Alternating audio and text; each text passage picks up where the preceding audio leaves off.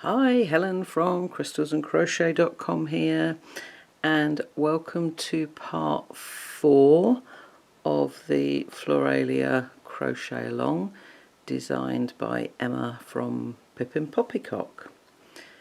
Okay, in this part we are going to be making the first stage of some small squares. So there are 20 in total that you're going to make, and this is the part that we are going to make. Okay, enjoy. Okay, so we need to make 20 flower burst squares. So I suggest that you make all 20 of round 1 and then all 20 of round 2. Okay, because as you're working lots of small squares like this, your tension can change, particularly if you leave them for a couple of days and then come back to them. So doing all of the same round on each of them will help to keep your tension much more even throughout all 20 squares. Okay, so again we are going to start with a magic loop. Let me just zoom out a little bit, I'm a bit too close. Okay, so again here's how I do mine. Over your finger, bring the yarn round and cross it behind. Okay, so the first loop is nearest the tip of your finger, the second loop is nearest your hand. Under the first loop, over the second loop, and as you pull through, just sort of bend your hand to twist it and then pick up the yarn and pull through to make a slip knot, and you can take your finger out. Okay, so that is our magic ring. And we are going to chain 3, which counts as a double crochet.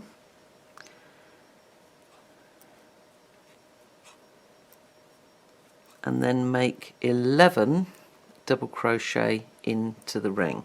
Okay, so it's a very simple, it's a very simple square, but it's certainly a very simple first round. So you should be able to make all of these fairly quickly. Where are we at? And I think that's 11. Let's just double check. So in total we need 12. 2, 4, 6, 8, 10, 12. Okay. So cut your yarn, leaving yourself a nice long tail.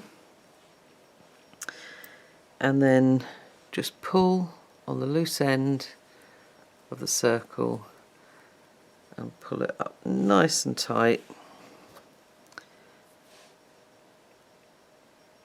And then I always prefer an invisible join. So again, with an invisible join, you go into or underneath the top loops of your second stitch, so not the chain 3 but the second stitch,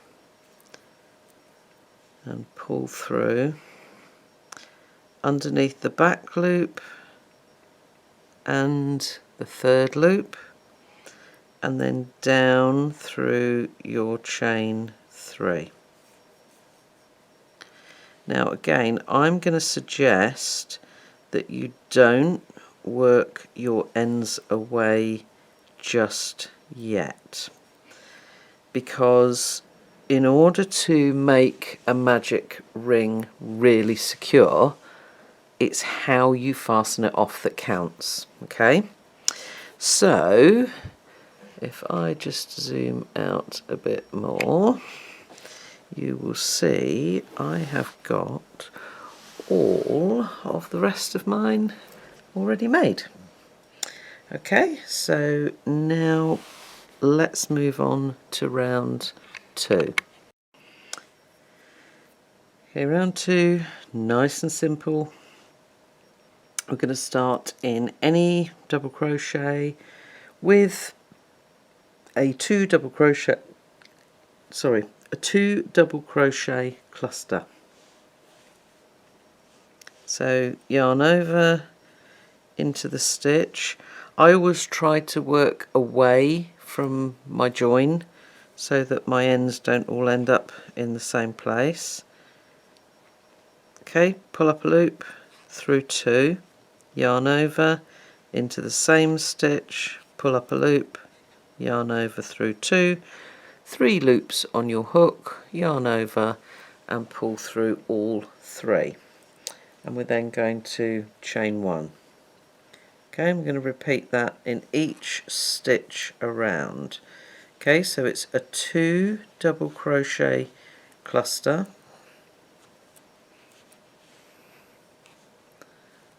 and chain 1 12 times.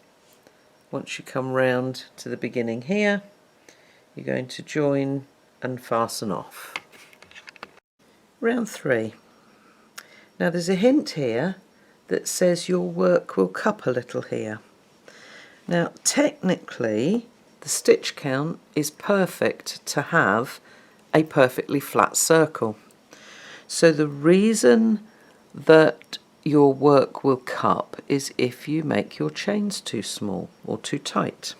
Okay, so really simple round, and what we're going to do is we are going to make a front post double crochet around the cluster, and we're then going to chain 2.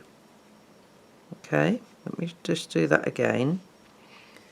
Front post double around the cluster, chain 2. Now what I want you to notice there is you see how they're all exactly the same size.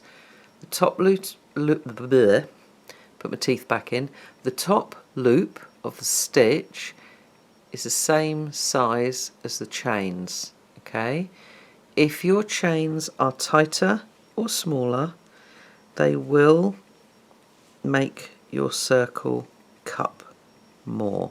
So just be aware of keeping a relaxed tension as you make those chains. Okay, keep them all the same size. So repeat that all the way round. I'll join up with you again at the end here. Okay, so finish the round, cut my yarn, and again, particularly because you've got chains, pinch that last chain before you pull your yarn through, and you won't tighten up that last chain. So you will keep them all the same size. Okay, and again, I always do an invisible join, so I'm just going to go through the chain space and down through the stitch. Again, making sure that you keep the same size for your loops. So then, although if you push in the middle it will cup slightly, it's not going to cup as much, and it's sort of bumping up because we've got all those ends under there. Okay, so go ahead and do that on all 20 squares. Round 4, we're going to start in any front post double with a single crochet.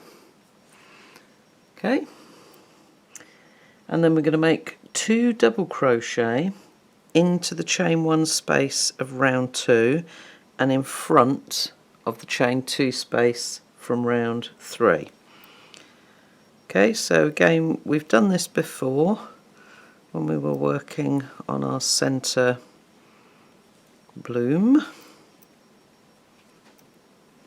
Okay, so that's a simple repeat, single crochet into the front post double, 2 double crochet into the chain 1 space, working in front of the chain 2 space.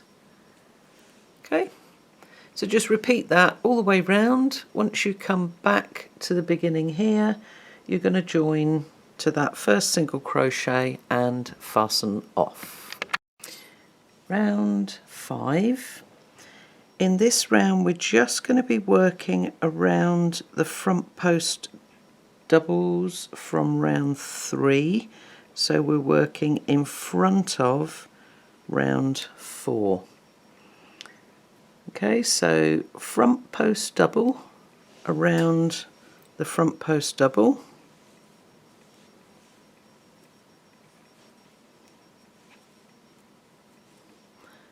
okay, and then chain 3. Again, remember not too tight on your chains. Keep it all the same size so that all of your top loops of your stitches and your chains are all the same size. Okay, so again, go ahead and repeat that all the way round. Don't forget the last chain 2, join to that standing front post double and fasten off. Round 6, this is the last part of part 4, so this is the last round we're going to do on each of our 20 squares, and we are going to start around any front post double with a front post half double.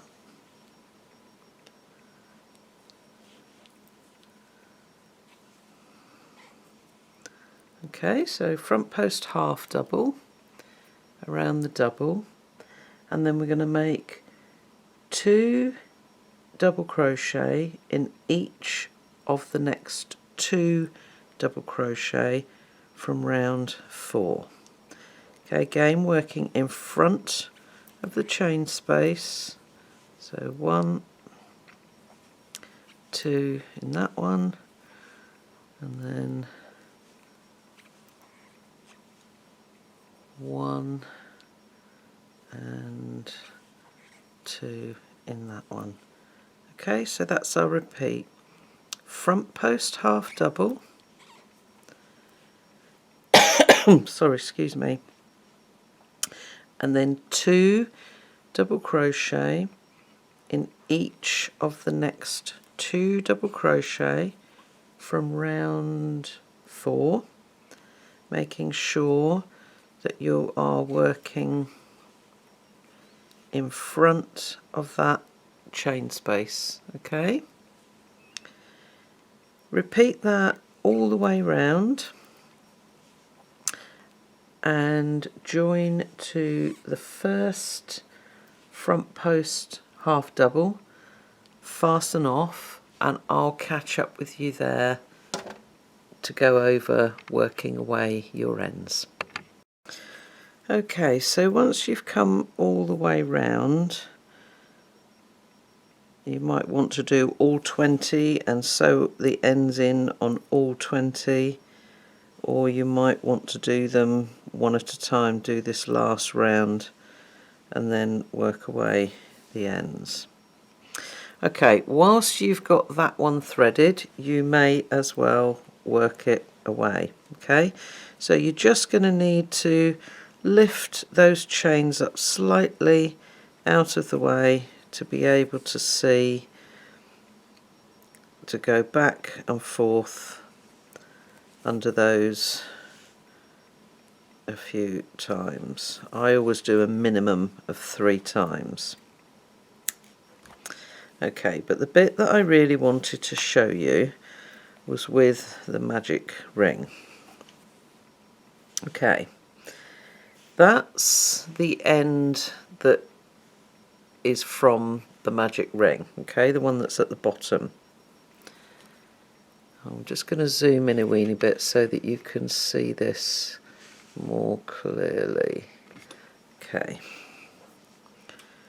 so thread your yarn onto your needle, and then if you're right-handed like I am, then the thread around your magic circle will go clockwise. Okay, if you're left-handed, it will go anti-clockwise. So what you're going to do is you're going to go underneath probably about a third of the stitches, okay? And then as you pull through, pull nice and tight, and that completely closes up your magic ring. Okay, you're then going to come back the same way round to the beginning, and you can just work backwards or forwards, or what you can do is the yarn's coming out here, okay, so I'm going to come back one stitch and then push round, back one stitch, push round, then turn and come back the other way. Okay, so what you're doing is each time you're coming back one stitch and going round, you're just making sure that that end can't slip backwards. Okay, and then snip, and that magic ring is never ever going to come undone. Okay, the only reason a magic ring comes undone is because you haven't worked the tail ends away properly. Now, because with that first thread you've gone backwards and forwards and backwards and forwards, it's going to be very difficult to get that second one to go in to the centre. So what I would suggest is that you just come up and under these stitches on the next round, okay, and again just backwards and forwards 2 or 3 times, each time making sure you jump a stitch so that that yarn's not going to pull back out. Okay, and just do that with all of your ends. Okay, with this one that we brought right down to the bottom here, you can just sort of thread that back up and work backwards and forwards through those chains, okay, because there's not really anywhere else for that darker colour to go. Okay, so once you are done with all of your squares, just put them to one side, ready for part 5. Okay, so that's the end of part 4. Thanks for watching. See you next time.